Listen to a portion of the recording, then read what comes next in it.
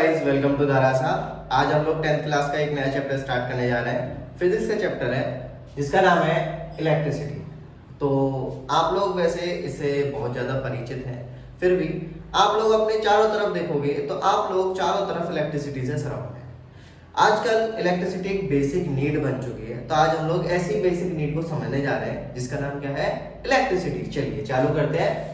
तो इलेक्ट्रिसिटी क्या है, पहले यहाँ से चालू करते हैं। इलेक्ट्रिसिटी एक ऐसी फॉर्म ऑफ एनर्जी है जो कि चार्ज की वजह से होती है। किसकी वजह से होती है? चार्ज की वजह से होती है। तो ऐसी फॉर्म ऑफ एनर्जी को क्या बोलते हैं? इलेक्ट्रिसिटी या इलेक्ट्रिकल एनर्जी बोलते हैं। अब ये जो एनर्जी है ये दो वजह से हो सकती है। यार बस सीधा सीधा बोलो, चार्ज की वजह से हो सकती है। तो चार्ज दो फॉर्म में आपको मिल सकता है, या तो रुका हुआ यानी कि स्टैटिक, या फिर मूविंग यानी कि मोशन,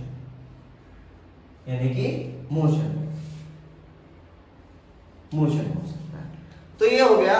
तो इलेक्ट्रिकल एनर्जी भी या इलेक्ट्रिसिटी भी दो वजह से हो सकती है। कैसे? कि या तो चार्ज रुका हुआ है, जब एनर्जी प्रोड्यूस हो रही है तो उसको बोलते हैं इलेक्ट्रोस्टैटिक्स। वहां पे चार्ज रुके हुए की स्टडी करते हैं हम लोग। यहाँ पे किसकी? मोशन की स्टडी करने वाले हम लोग देख रहे हैं। तो चालू करते हैं।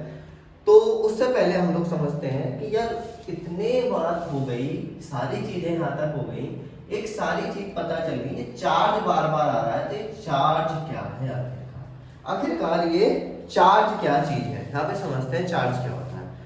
तो जैसे अगर मैं यहाँ पे बात करूं तो चार्ज क्या है कि चार्ज एक मैटर की प्रॉपर्टी है। तो charge is a property, charge is a property of matter. हाँ, ये तो पता लग गया सर कि चार्ज क्या है। क्या है चार्ज? मैटर की प्रॉपर्टी। लेकिन इस प्रॉपर्टी से क्या होगा? देखो, तो इस प्रॉपर्टी से ये होता है कि चार्ज की वजह से ही कोई भी मैटर कैसा? कोई भी मैटर एक्सपीरियंस करता है,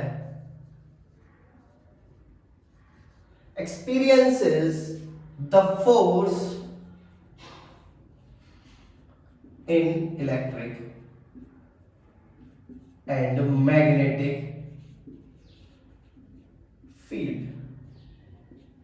जब कभी भी किसी मैटर को इलेक्ट्रिक या मैग्नेटिक फील्ड में रखा जाता है तो वहां पे एक चार्ज की वजह से ही वो अपने ऊपर एक फोर्स एक्सर्ट होता हुआ महसूस करता है। तो ऐसी प्रॉपर्टी को क्या बोलते हैं हम लोग? चार्ज। अब ये चीज भी पता होगा, बचपन से पढ़ते आ रहे हो आप लोग क्या कि चार्ज कितने तरीके का हो? दो तरीके का। पहला पॉजिटिव है ना, नेगेटिव। तो पॉजिटिव नेगेटिव है ना, इसको माइनस से रिप्रेजेंट करते हैं, इसको प्लस से रिप्रेजेंट। सही। तो ये पॉजिटिव चार्ज कैसे आया, नेगेटिव चार्ज कैसे आया? मैं अपने अंदर बात करूं या अपनी ही बात करता हूं तो चार्ज मेरे अंदर भी है। मैं आखिर में बोलूं मैं भी चार्ज की वजह से ही हूं। मेरे अंदर की जितनी भी चीजें हैं वो किससे बनी हुई है? चार्ज से ही बनी हुई है। तो अब देखते हैं क्या क्या होता है यहाँ पे। देखो, बेसिक चीज लेके चलते हैं, रिवाइज करना 9th क्लास का, वही स्ट्रक्चर ऑफ एटम। हमने स्ट्रक्चर ऑफ एटम लिया।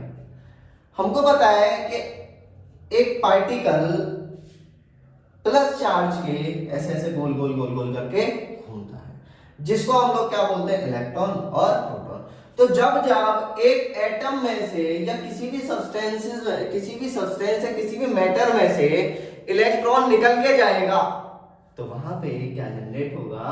उसके अंदर पॉजिटिव चार्ज जनरेट होगा। तो यहां पे मुझे पता लगा कि ऐसा चार्ज जो कि जनरेट होता है इलेक्ट्रॉन के डोनेशन से, यानी कि इलेक्ट्रॉन, जब कभी भी इलेक्ट्रॉन क्या किया जाएगा? डोनेट किया जाएगा, तब एक चार्ज का जनरेशन होगा या तब एक चार्ज बनेगा। उसको क्या बोलोगे आप? Positive charge. और जिसने इलेक्ट्रॉन को एक्सेप्ट किया है वो क्या होगा? आपका नेगेटिव चार्ज। तो नेगेटिव आपस में एक दूसरे को रिपेल करते हैं, है ना। पॉजिटिव आपस में एक दूसरे को रिपेल करते हैं, और पॉजिटिव और नेगेटिव आपस में एक दूसरे को अट्रैक्ट करते हैं। तो ये बेसिक चीज होगी चार्ज के बारे में और इलेक्ट्रिसिटी। अब इलेक्ट्रिसिटी को समझने के लिए हमने इलेक्ट्रिसिटी के अलग अलग चीजें बनाई हुई है, अलग अलग चीजें समझी हुई है, और इन सब के कॉम्बिनेशन से हम लोगों ने क्या किया हुआ है, इलेक्ट्रिसिटी को समझा हुआ है। तो समझते हैं इलेक्ट्रिसिटी को। इसकी बेसिक चीज है, सबसे बहुत मतलब बेसिक चीज क्या है, यहां से हमने चालू किया कि आखिरकार मोशन होता है। तो समझते हैं यहीं से, यहीं से उठाते हैं टॉपिक अपना छोटा सा कि यार एक बात बता, आपने बोला क्या क्या बोला कि मोशन हुआ किसका, चार्ज। तो चार्ज को किससे रिप्रेजेंट करते हैं, क्यू से। चार्ज को किससे रिप्रेजेंट करते हैं, क्यू से। और चार्ज का क्या करा दिया आपने, मोशन करा दिया। ध्यान देना, मैं फिर से एक चीज बोल रहा हूं, चार्ज का आपने क्या चीज करा दिया, मोशन करा दिया, जिसकी वजह से एक एनर्जी प्रोड्यूस हुई, that is called as electricity. तो अब ये जो मोशन हुआ है चार्ज का, इसको क्या बोलोगे, जो चार्ज का मोशन हुआ है इधर से उधर, उसको क्या बोलोगे, उसको बोलोगे आप करंट। उसको क्या बोलोगे, करंट।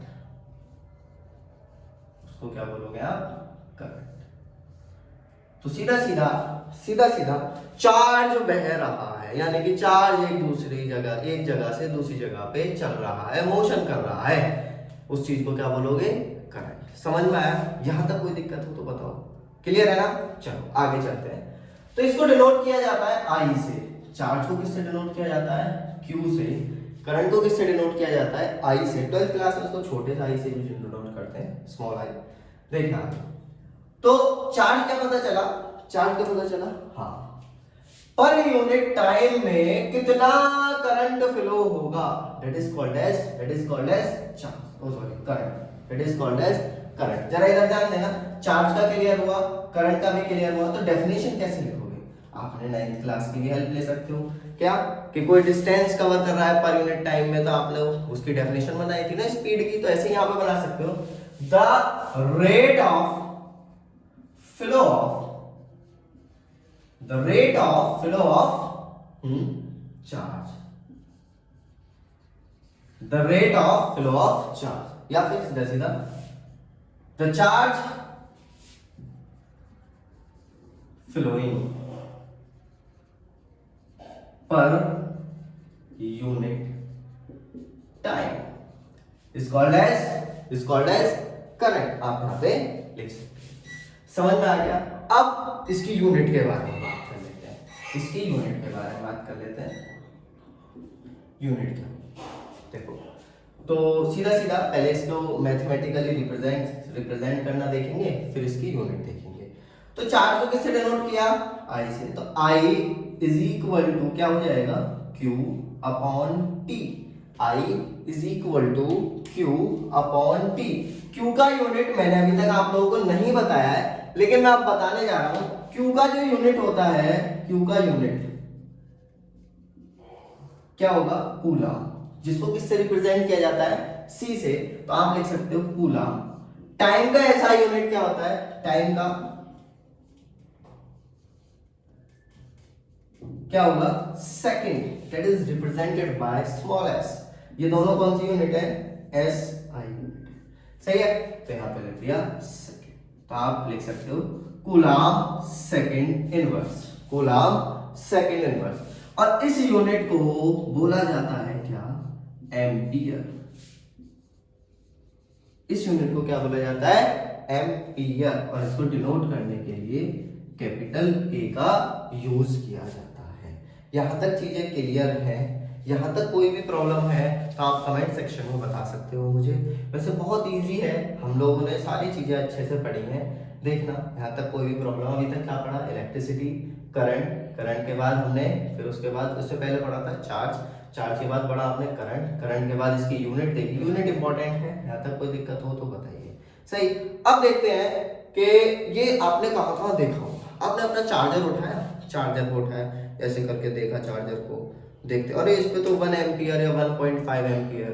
आपने अपने MCB देखी, वहां पे देखा हुआ है 5 एम्पियर करंट, 5 एम्पियर करंट तक ये बढ़िया काम करेगी। इससे ऊपर गया तो देखो, तो वो एम्पियर क्या है अब आपकी समझ में आ जाएगा।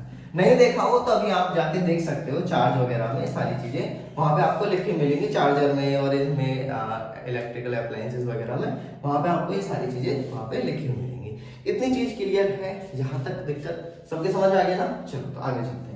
देखो जरा, यहां तक चार्ज क्लियर हो गया, मुझे चार्ज समझ में आ गया, यहां तक ये चीज क्लियर।